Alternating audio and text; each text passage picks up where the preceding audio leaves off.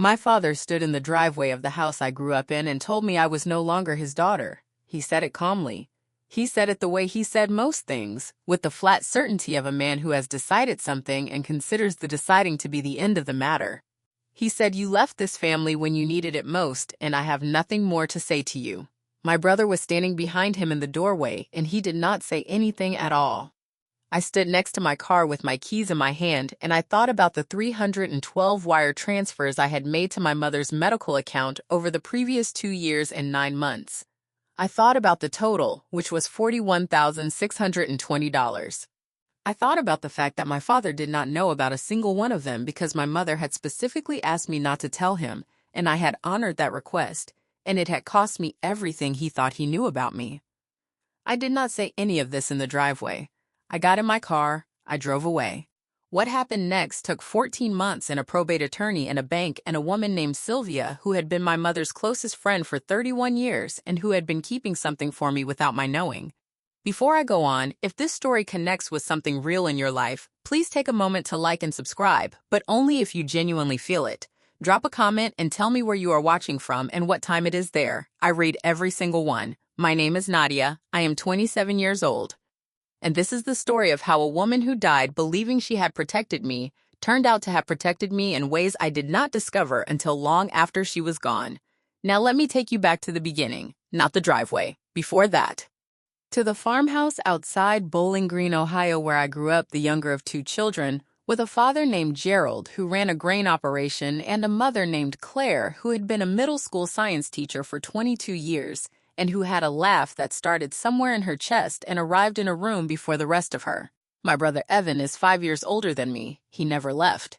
He went to the state college 40 minutes away, came back after graduation, went to work for my father on the farm operation, and had, by the time I was 22, built a life in the 10-mile radius he had inhabited since birth.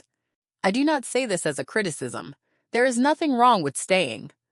What I say it for is context because the story I was told later by my father and by Evan was that I had left the family when I moved away at 23 and taken a job in Cincinnati, and therefore I was the one who had walked away, and therefore I was the one who did not deserve to be part of what came after. The story had a logic to it that worked if you did not know what had been happening in the margins of it. My mother was diagnosed with multiple sclerosis when I was 24. She called me on a Thursday evening in March, and I drove home that weekend and sat in the kitchen with her while she explained what the neurologist had said. She was matter-of-fact about it the way she was matter-of-fact about most things that frightened her. She said the progression was unpredictable.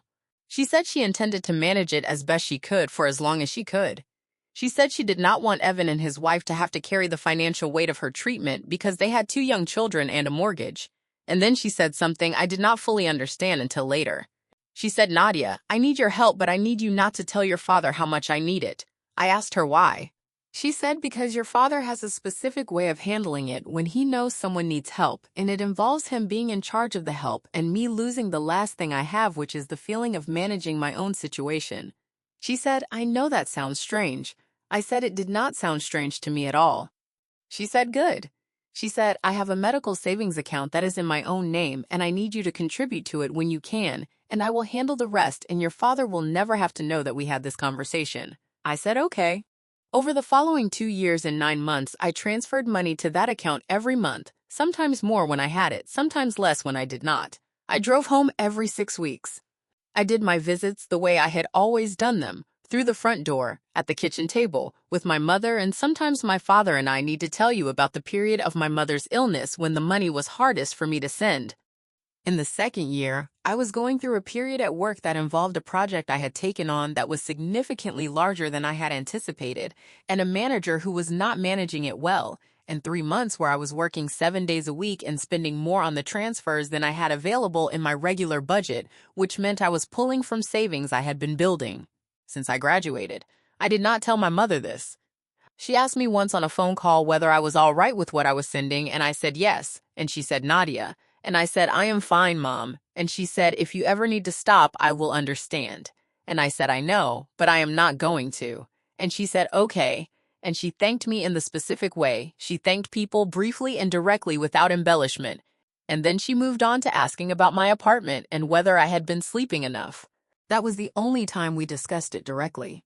I want to say this not because it is the most important part of the story, but because I do not want to present it as something that was easy or without cost, and then have anyone watching feel that their own version of trying to help someone while managing the limits of what they can give is not sufficient. $41,000 over nearly 3 years sounds like a lot when it is added up, and it was a lot, and there were months where sending it meant I ate badly and did not buy things I needed, and that is the true version. I do not regret any of it. But the true version includes the cost, and the cost was real. What I want to say to anyone who is quietly helping someone at a cost that no one around them can see is that the invisibility of the cost does not make it smaller. It is real. It counts. The fact that no one knows about it does not mean it is not happening. My mother knew. She put it in the letter. She counted every dollar. She said in the letter in a section I have read more times than I can number. Nadia gave what she could, and sometimes more than she could, and she never once made me feel the weight of what it cost her, which is the most generous kind of giving there is. She saw me. She counted correctly. She wrote it down. That is enough. Sometimes Evan and his wife and their kids. I never mentioned the account. My mother never mentioned the account. We existed in 2 registers simultaneously, the visible one where I was the daughter who had moved away and came home every 6 weeks, and the one underneath it where I was the person my mother had trusted with the actual shape of her situation. My father did not know I was sending money. My brother did not know. My mother had not told them because she had made a calculation about what telling them would cost her in terms of autonomy, and she had decided the cost was too high. I respected this. I understood it. She was a woman who had spent 30 years being managed by a man who expressed love through control, and she had found one way to retain something for herself, and I was not going to be the person who took that from her. She died in November. A secondary infection that developed rapidly in a body that had been fighting for a long time. I was in Cincinnati when she got worse, and I drove home, and I got there in time to hold her hand, and that is what I have that cannot be taken by anything that came after. I was there. I held her hand. She looked at me and said, "You showed up every time." That is all she said about any of it. You showed up every time. The funeral was on a Wednesday. Evan gave a speech. My father sat in the front row and did not cry in public because that was not a thing he did. I sat next to him, and the space between us in those chairs had the specific texture of something that has been accumulating for a long time without being named. After the service, at the reception at the farm, Evan pulled me aside near the kitchen and said, "Dad wants to talk to both of us this week." He said it with a specific quality of flatness that I recognize now as the particular tone of someone who knows what is about to happen and has decided their job is to be present for it rather than to prevent it. I said, "Okay." The conversation happened 4 days after the funeral at the kitchen table where I had sat with my mother for 30 years. My father had a folder. I remember thinking it was strange that he had a folder. He opened it and he said that he and your mother had discussed the estate and that the farm operation and the property were going to transfer to Evan, who was the one who had been here and who had put in the years. He said this had been your mother's wish as well as his. He said, "I want you to know this is not a punishment. This is practical. Evan has built his life here. You have built your life somewhere else." He said there would be a personal bequest from your mother's estate, which he then specified as her jewelry and some personal items. He said he hoped I understood. I asked whether my mother had signed something. He said yes, an updated estate document, signed 8 months before her death. I asked if I could see it. He slid it across the table. I looked at it. I looked at the date. I looked at the specific provisions. My name appeared once, in the jewelry and personal items section. Evan's name appeared throughout.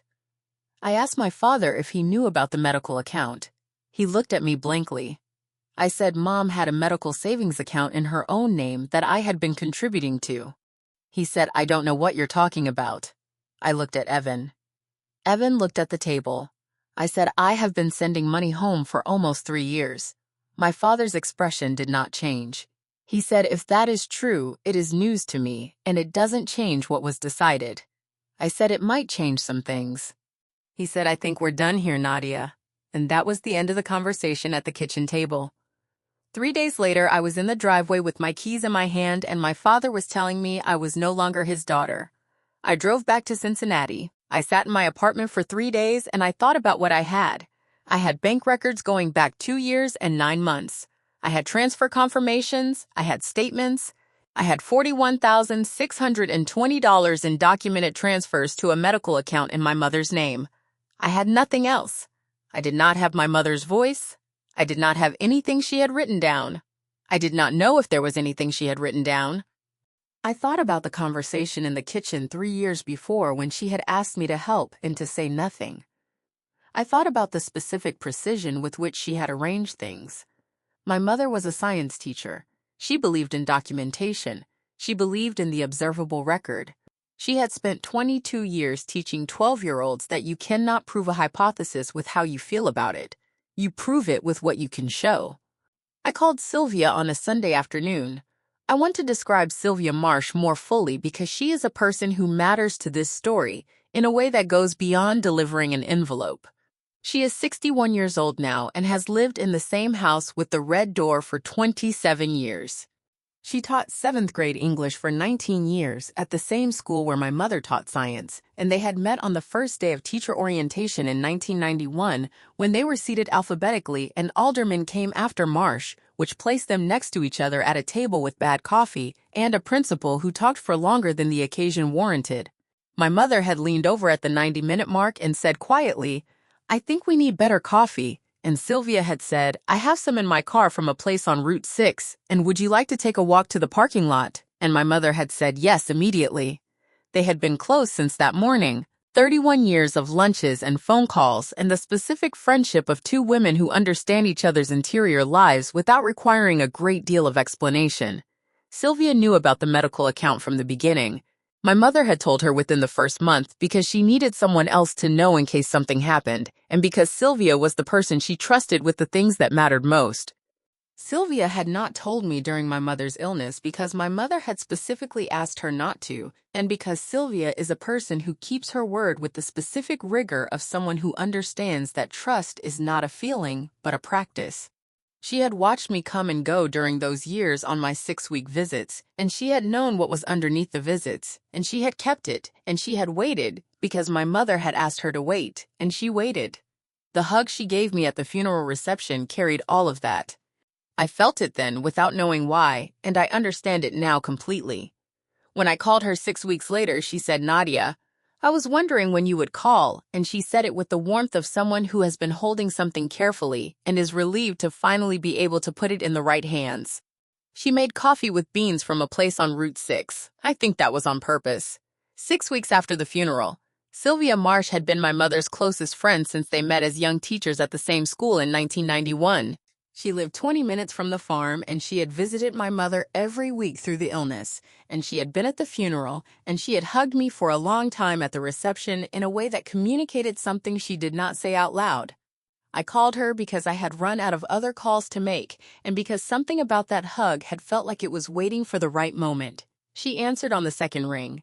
She said, "Nadia, I was wondering when you would call." I said, "You were expecting me to call." She said, "I was hoping you would." She was quiet for a moment. Then she said, "Your mother gave me something to give you. She said you would call when you were ready. She said not to rush it. She said Nadia will know when it is time." I asked what it was. Sylvia said, "I think we should meet in person." I drove to Bowling Green on a Thursday. Sylvia lived in a small house with a red door that had wind chimes on the porch that my mother had given her for her birthday 4 years before. She had coffee ready. She sat across from me at her kitchen table, and she set a large manila envelope in front of me. On the front, in my mother's handwriting, it said, "For Nadia, for when it is time." Inside the envelope was a 31-page letter, handwritten in my mother's specific science teacher cursive, dated across multiple sessions over a period of 14 months. It was not a legal document. It was a record.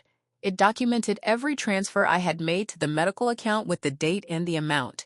It documented what the money had been used for, each treatment, each medication, each specialist appointment, each piece of equipment. It documented my visits, the dates, what we had talked about, the specific things I had done on each trip. It documented the conversation she had had with Evan and with my father about her medical care, in which she had allowed them to believe she was managing it through her regular insurance and a small personal fund so that they would not feel obligated and would not insert themselves. It documented her reasons for asking me specifically rather than Evan. She wrote, Evan would have told Gerald within the week because he cannot hold something that feels like a secret from his father, and I needed this to stay mine. Nadia understands holding things. She always has. At the back of the envelope was a second document, a single sheet of paper typed with a notary seal on it. It was a statement she had prepared and had notarized 11 months before she died, while she still had the capacity to do it clearly. It stated in specific legal language that she, Claire Alderman, wished it to be known that her daughter Nadia Alderman had contributed financially and materially to her medical care over a period of approximately 3 years, that this contribution had been made at Claire's request and, with Claire's knowledge, and that it was her wish that this contribution be considered in the distribution of her estate should any question arise. It was signed. It was notarized. It had the seal of a notary in Wood County, Ohio. My mother had done this.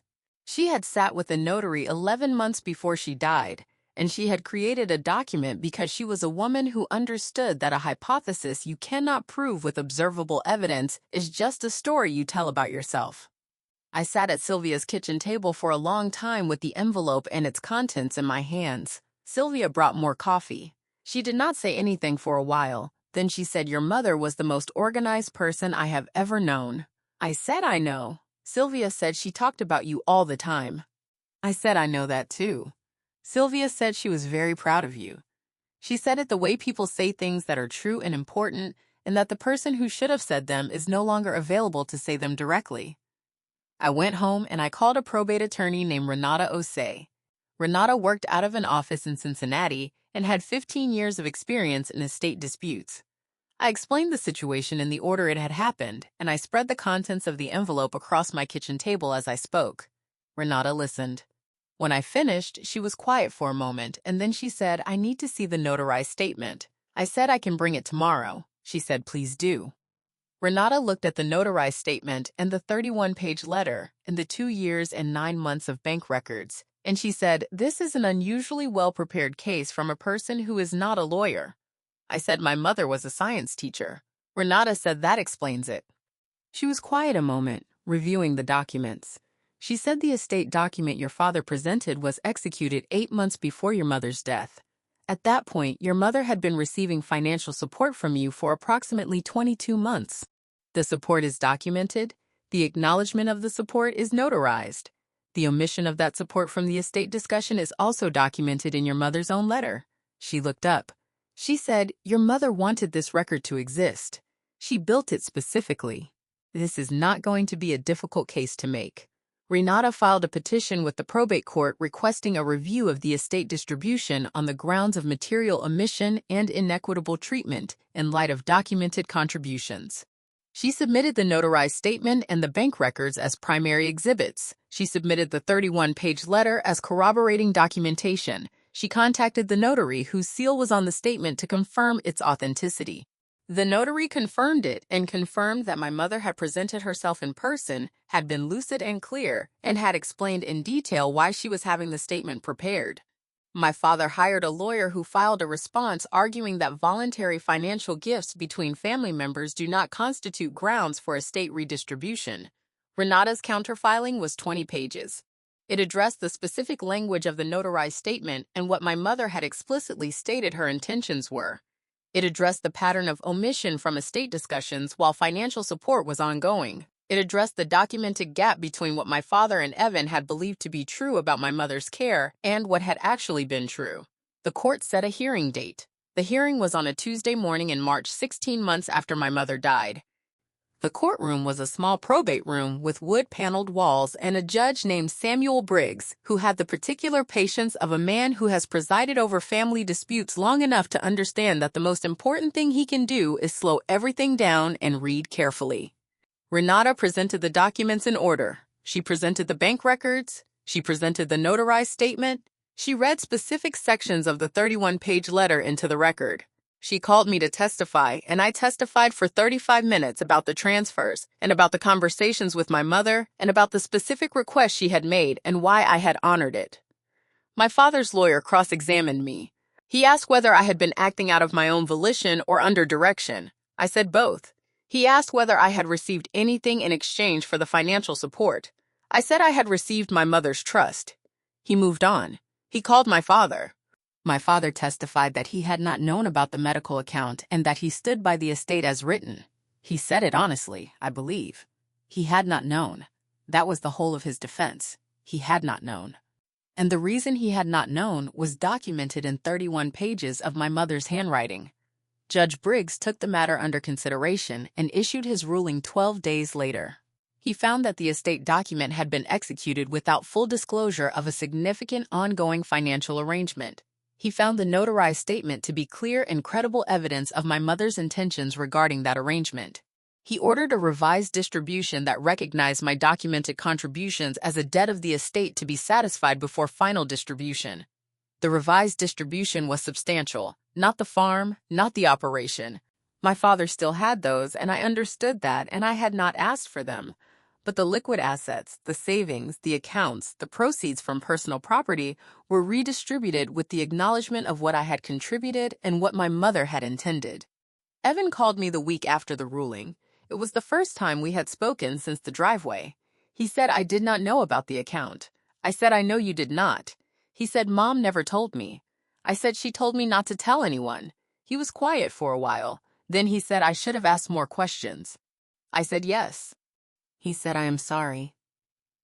I looked at that for a while before I answered. I said I accept that. I do not know yet what our relationship looks like going forward. I think it looks like something. That is the most I can say. My father has not called. I have not called him. There is work there that I do not know how to begin, and that he may not want to begin, and I have decided to leave that door where it is for now, neither open nor closed, just present, in case either of us ever decides we want to open it. The ceramic deer my mother kept on the windowsill of her kitchen for 20 years is on my windowsill now. She left it to me in the jewelry and personal items section of the estate, the one concession that had my name in it regardless of everything else. I look at it every morning. It is a small thing. It is painted brown with white spots, and it is slightly chipped at one ear from being knocked off the sill by a cat we had when I was 9, and it is the most specific object I own. She put it there in 1999, and she dusted it every Sunday, and she left it to me on purpose, and I know what she meant by that. I want to say something before I go, not about the estate, about the notarized statement. About a woman who was sick and was managing her own care in the margins of her life and who had, during that time, at the cost of energy she did not have to spare, sat with a notary in Wood County, Ohio, and had a document prepared because she knew that the right words do not protect you unless they are also somewhere they can be found. She did not do it dramatically. She did not tell me she was doing it. She tucked it into an envelope and gave it to her friend and told Sylvia that I would call when I was ready. She built the protection quietly. She did not need me to know it was there. She just needed it to be there if I ever needed it. Thank you for staying until the end. If this story made you feel something, write it in the comments. I read every single one. And if you want to hear the story of a woman whose stepmother had been forging her name on bank documents for 4 years and what the signature analyst discovered, it is waiting for you in the description below. Click it. Until next time, take care of yourselves. And if someone is telling you that you abandoned them while evidence of the opposite is sitting in a manila envelope at your mother's friend's house, you will find it when it is time. I want to tell you about Bowling Green, Ohio, in a way that helps you understand the particular gravity of a place like that on the people who grow up in it. It is a university town surrounded by flat farmland, and the flatness is not nothing. The flatness is a specific kind of horizon. That means you can see a long way in every direction, and that means, too, that everyone can see a long way in your direction. There is not much privacy in flat places. People know each other across generations. They know your parents and your grandparents, and they know the farm you come from and what it produces, and roughly what that's worth, and they know who stayed and who left, and they have opinions about both. I was always one of the ones who left. I understood this about myself when I was 16, and I understood it more when I moved to Cincinnati at 23, and I understood it completely on the day my father told me in the driveway that I was no longer his daughter because the judgment embedded in that statement was not only his. It was the judgment of the particular world he had lived in his whole life, which organized its values around staying and around the visible daily evidence of showing up for the land and for the family, and did not have adequate language for the kinds of showing up that happen at a distance, invisibly, through bank transfers and 6-week drives and late-night phone calls that no one else was present for. My father, Gerald Alderman, is 68 years old. He grew up on the same farm he runs now. His father ran it before him and his grandfather before that. He is not a cruel man in the obvious ways. He has never raised his hand to anyone in my memory. He has never said anything openly unkind to me that I can point to as a specific wound.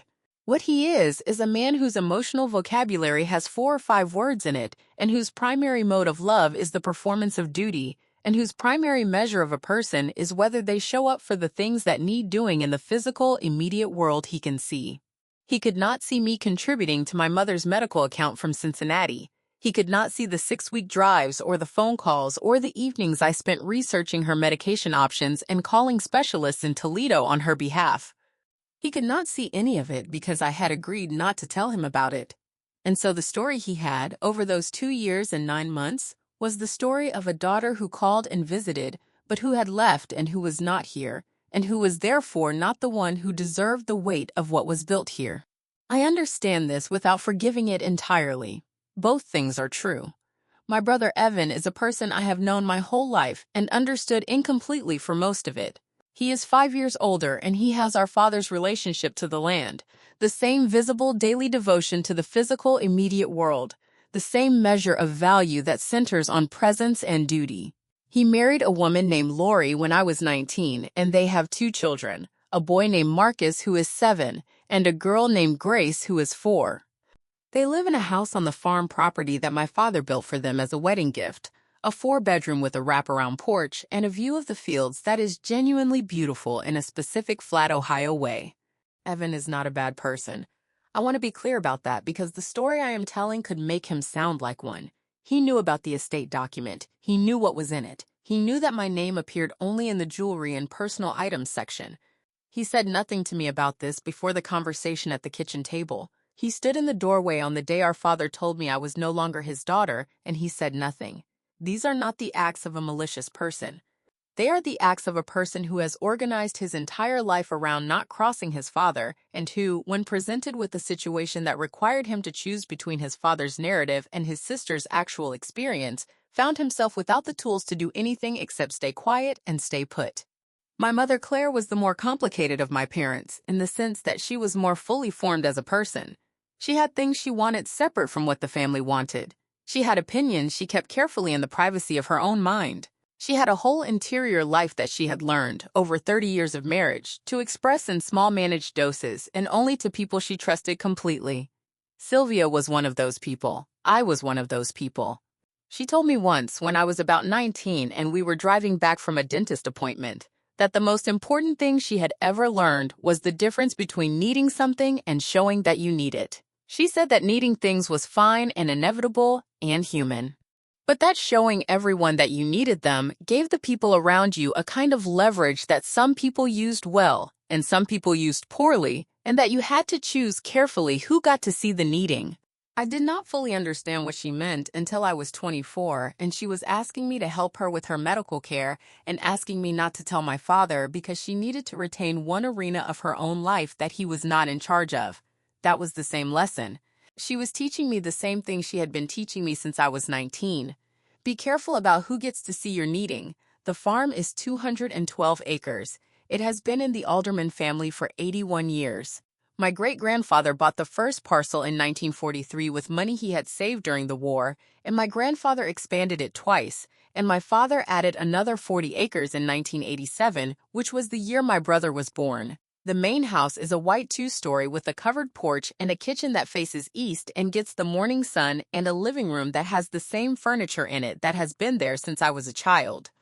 My mother painted the living room walls twice while I was growing up, once when I was 8 and again when I was 14. Both times she chose a specific shade of yellow that she described as the color of late afternoon, and both times my father looked at it when it was done and said, "It's a lot of yellow," and my mother said, "Yes, it is," and left it at that. The yellow is still there. Evan has not repainted it. I noticed this the last time I was in the house. at the reception after the funeral, and I stood in the doorway of that living room for a moment and looked at my mother's yellow walls and thought about a woman who had chosen something specific and yellow, and a lot of yellow, and left it to argue for itself after she was gone. I should tell you more about the medical account. My mother opened it herself at a credit union in Toledo 3 months before she asked me to start contributing. She was very deliberate about the Toledo location, which was an hour from the farm and not a bank anyone in the family used, so that there would be no chance of a statement arriving in the mail or a conversation at the local branch. She had researched what kind of account would work best for her purposes, and she had opened it on a Tuesday afternoon when she had a follow-up appointment with her neurologist in Toledo, so that the trip was part of an existing schedule and did not require a separate explanation. She told me all of this in a phone call about a week after she had set it up.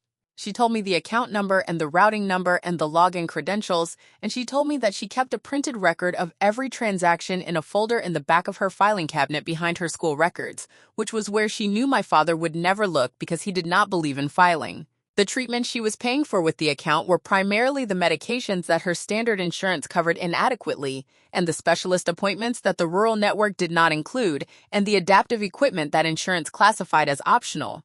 A specific drug that the neurologist had recommended that cost $412 a month after insurance. A physical therapist in Toledo who specialized in neurological cases and who charged $160 a session and was not covered. A voice-activated tablet she needed when her hands were not reliable. A bath chair. Specific modifications to the bathroom in the farmhouse that she had hired a contractor from a neighboring county to install on a day when my father was at an equipment auction and Evan was at a school event with the kids, and I had come home specifically to be there and to hand her cash so that there was no payment record that could show up anywhere. $1,120 in cash that I had taken out of an ATM in Cincinnati 2 days before. My mother handed the contractor 4 folded bills at the door and thanked him, and he drove away, and she and I stood in the newly modified bathroom and she said there, and I understood what she meant by that, which was that she had done what needed doing and had done it her way and on her own terms. I want to tell you about the last real conversation I had with my mother. Not the one at the end in the hospice room when she was past real conversation. The one 2 weeks before that, when she was still able to talk but was tired in the way that tired means something different than it used to mean. I had driven up on a Friday. She was in the living room in the chair by the window. The yellow walls were doing what they always did in the late afternoon light, which was to make the room feel like it was radiating something from inside itself. We talked for a long time. She asked about my job and my apartment and a friend she had met once who she always asked about. She asked whether I was happy, not as a pleasantry but as a real question, with the specific attending quality she brought to real questions. I said I was getting there. She said, "Good. You should be." She was quiet for a while. The light moved. Then she said, "I want you to know that I have tried to take care of things." I said, "What things?" She said the things that needed taking care of. She said, "Sylvia has something for you." I said, "Okay." She said, "Not yet." She said, "You'll know when." I said, "I know what okay means when you say it, Mom." She smiled at that. She said, "Yes, you do." She reached over and put her hand on my arm.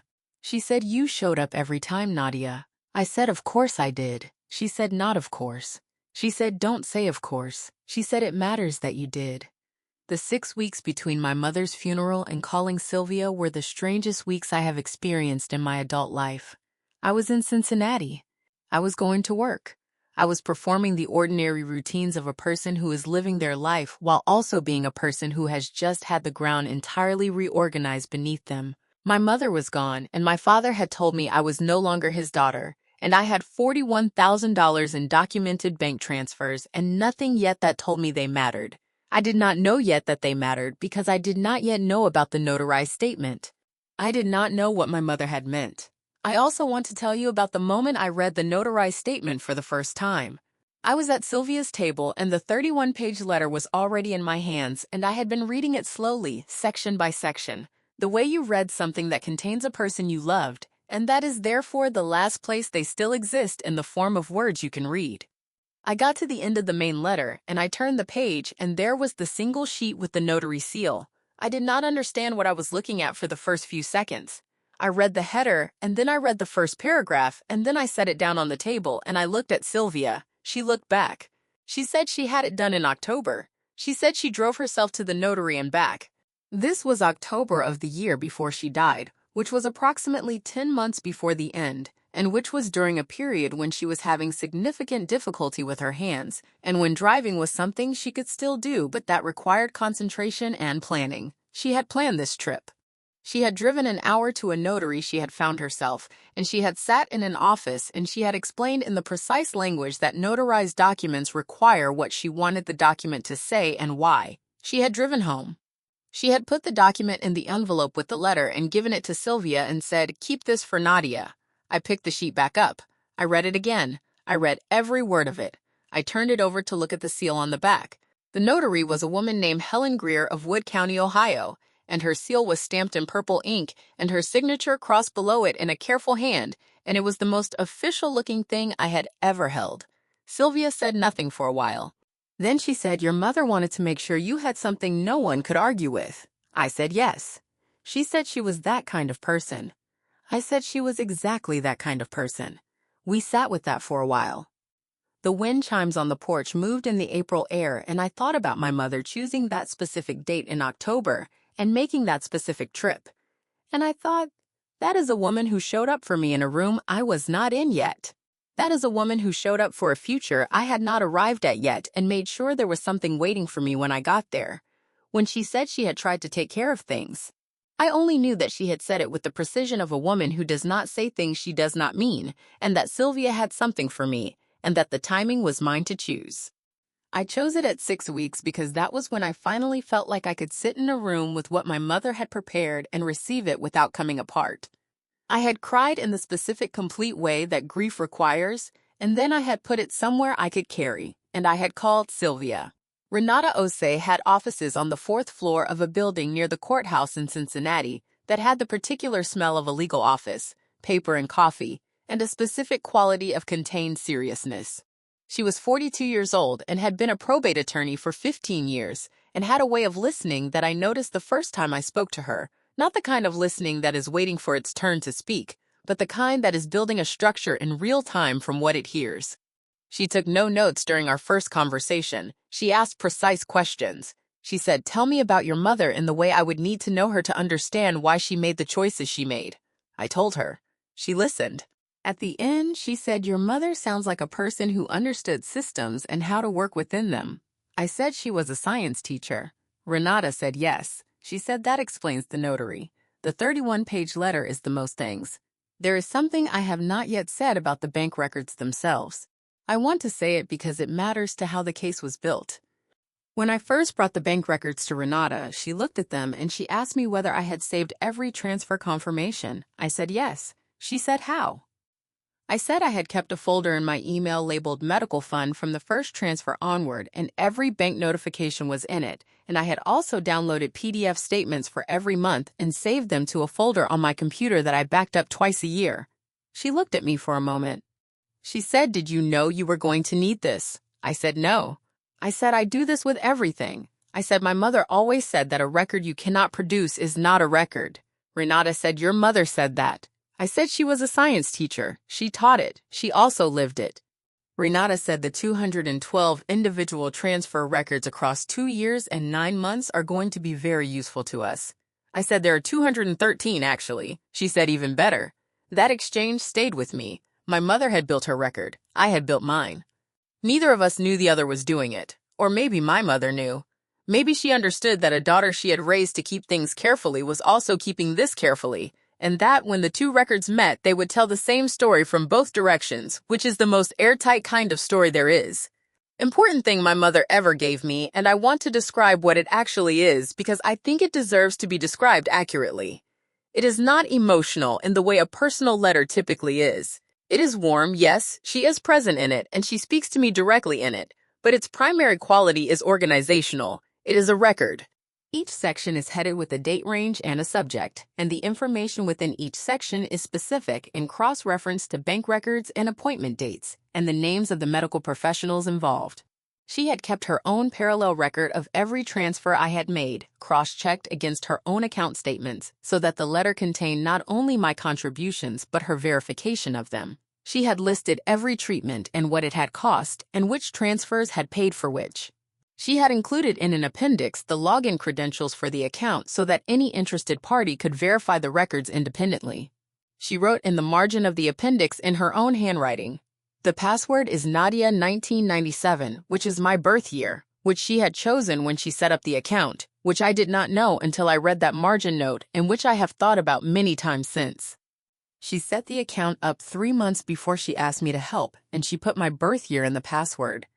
She was already protecting me when she did not yet know she would need to. The hearing took place on a Tuesday in March. I drove from Cincinnati the night before and stayed at the same motel off the highway that I had stayed at many times during my mother's illness when I came home for appointments and did not want to stay at the farm. It had a vending machine on the second floor that always had peanut butter crackers and an ice machine that was louder than necessary and curtains that let in too much light. And I had stayed in it enough times that it had a specific familiarity that I found comforting in the particular way that you find comfort in things associated with the person you were fighting for, even after they are gone. I ate crackers, and I reviewed Renata's materials, and I slept 6 hours, which was more than I expected. Renata met me in the courthouse lobby at 8:45.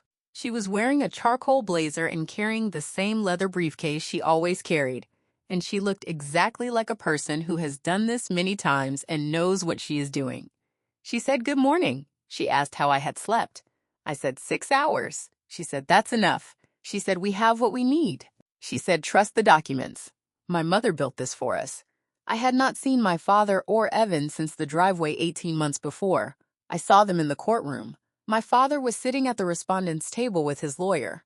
He was wearing a suit that I recognized as the suit he wore to funerals and church and important occasions. He looked older than I remembered. He looked like a man who had been carrying something heavy and was tired of it. Evan was in the gallery 2 rows behind him. He looked at me when I walked in. I looked back. Neither of us said anything. Sylvia was in the gallery on my side. I had not asked her to come. She had called me the week before and said I would like to be there if you don't mind. I said I would like that very much. She was wearing a blue coat and she reached out and touched my hand as I walked past to sit with Renata at the petitioner's table, and that was enough. The testimony I gave was the clearest I have ever spoken in a formal context. I had been afraid it would not be. I had been afraid that standing in a courtroom across a room from my father and my brother and being asked to describe what had happened would undo the specific steadiness I had spent 14 months building. It did not. It had the opposite effect. Speaking the facts out loud in sequence in a room where they were being received and recorded had the quality of setting something down that I had been carrying for a long time in a form that could not be set down before. I described the conversation with my mother in the kitchen. I described the request she had made and why I had honored it. I described each transfer. I described the visits. I described the modifications to the bathroom and the day I had brought cash for the contractor. I described the conversation 2 weeks before she died when she had told me she had tried to take care of things. I spoke for 38 minutes and I did not waver, and when I sat down, Renata nodded once in the particular way that means well done. My father testified that he had not known about the account. I believe he told the truth. He had not known. His voice in the courtroom was flat and certain in the way I had heard it my whole life. The voice of a man who says what he believes and believes what he has decided and does not require anyone else's confirmation. He said he had made the estate decisions in consultation with his wife. He said his wife had agreed to the distribution. He said his daughter Nadia had built her life elsewhere, and that was her choice, and the estate reflected the choices the family had made together. He did not say this with cruelty. He said it as fact. It was his fact. It was not mine. Renata's closing summary to Judge Briggs was 18 minutes long. She read specific sections of my mother's letter into the record. She walked through the bank records chronologically. She described the notarized statement and what it said and why a woman with multiple sclerosis in the later stages of her illness had taken the time and energy to sit with a notary and have it prepared. She said, "This is not a case about a family disagreement about who deserved more. This is a case about a woman who made a deliberate, documented, witnessed decision about how she wanted her contributions acknowledged and who went to specific lengths to ensure that decision was findable." Judge Briggs, she said, "My client's mother was a science teacher. She understood that what is not documented does not exist in the eyes of the record. She documented. The record exists. We are asking you to read it. Judge Briggs read it. He issued his ruling 12 days later in writing. It was 7 pages. He cited the notarized statement extensively. He cited the bank records. He cited specific passages from the 31-page letter. He wrote that the evidence supported a finding that the original estate distribution had not accounted for material contributions made by the petitioner over a significant period of time, that these contributions had been made with the decedent's knowledge and at her explicit request, and that the decedent had expressed her intentions regarding their acknowledgement in a document executed with the specific formality of notarization. He ordered the redistribution. He was precise and reasonable, and he read what my mother had left for him to read, and he ruled accordingly. That is what judges do when the documentation is there. They read it. They rule on what is actually in front of them. My mother understood this. I want to tell you about the conversation with Evan that happened 3 weeks after the ruling. He called on a Saturday morning. I was making coffee, and I almost did not answer because I had been deciding for weeks whether I wanted to have that conversation, and I had not yet decided. I answered. He said, "Nadia, can we talk?" I said yes. He said, "I have been thinking about everything for a long time, and I need to say that I am sorry." He said it with the particular difficulty of someone who does not say this kind of thing easily and who is saying it anyway. He said I knew about the estate document before the conversation at the kitchen table. I said I know. He said I should have told you in advance. I said yes, you should have. He said I could not find a way to go against Dad on it. I said I know that too. I said I understand why you couldn't. I do not know yet whether understanding is the same as forgiving, but I know the difference between a person who does a wrong thing because they are cowardly and a person who does a wrong thing because they are cruel, and Evan is the former, and I was not willing to respond to him as if he were the latter. We talked for 50 minutes. He told me things about the last years of our mother's illness from his perspective that I had not known. He said she had been protective of me in small ways that he had noticed. He said she had deflected questions about my visits and what we talked about. He said once, about 6 months before she died, our mother had said to him something about Nadia has always understood the things that can't be said out loud, and he had not known what she meant and had not asked. I said I know what she meant now. He said I think so too. There was a long silence. Then he said I want us to find a way back. I said I want that too. I said it's going to take time and I'm going to need you to show up for it in ways that feel uncomfortable for you. He said okay. He said I can do that. I said I know you can, Evan. I've always known I have been asked by people who know this story whether I feel angry. It is a reasonable question and I want to answer it honestly. The answer is yes and no in a specific proportion. I feel angry when I think about the driveway. I feel angry when I think about my father saying I was no longer his daughter in the flat, certain voice he uses for facts he has already decided. I feel angry when I think about Evan standing in the doorway and saying nothing and the specific cost that his saying nothing had to me in that moment. These are real feelings, and I do not try to dissolve them with the kind of performed equanimity that people sometimes expect from a person who has been through something difficult and come out on the other side of it. At the same time, I do not primarily feel angry when I think about the whole of it. What I primarily feel is something closer to clarified, like a thing has been made visible that was always there but was previously obscured by the assumption that everyone saw the same things I saw. My father did not see what I saw because he was not designed to see it, and because my mother had made specific choices that kept it from him. Evan did not see it because he did not look. Neither of these is the same as malice, and I try to hold that. What I do feel clearly and without ambiguity is a kind of retrospective gratitude for the specific inheritance my mother actually left me, which was not the farm and not the money. It was the understanding that the way you protect the people you love is to do the work ahead of time, in the quiet, in the specific form that will hold up when the time comes. Not dramatically. Not with announcements. In a manila envelope at your friend's house with your daughter's birth year and the password of an account opened in a city an hour away on a Tuesday in October when no one was watching. That is the inheritance. I received it. I intend to use it. You could. The ceramic deer on my windowsill belonged to my mother for all of my conscious life. She brought it home from a craft fair in the mid-90s before I was old enough to remember clearly, and it has been on her kitchen windowsill since then. It is painted in the specific palette of craft fair deer from that era.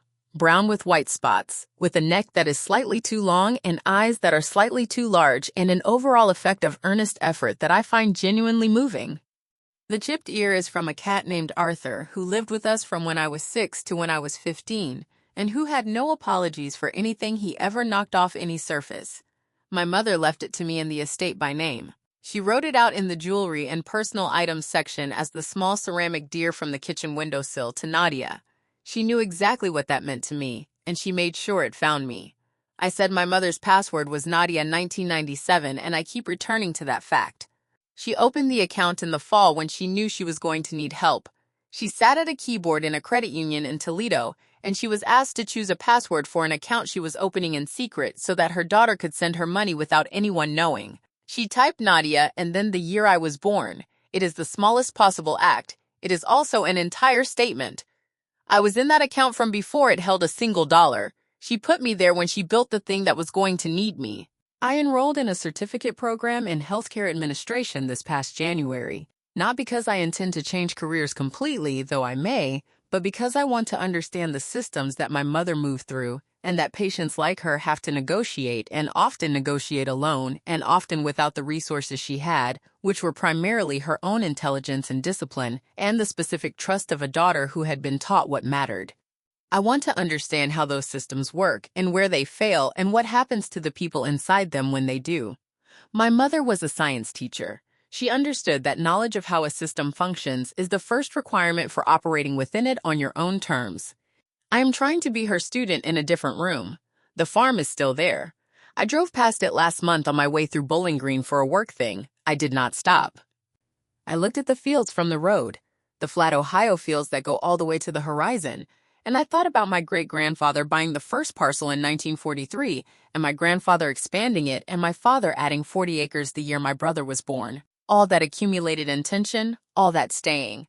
I thought about my mother in the living room with the yellow walls and the morning light in the east-facing kitchen and the ceramic deer on the windowsill that is now on my windowsill in Cincinnati 2 hours away.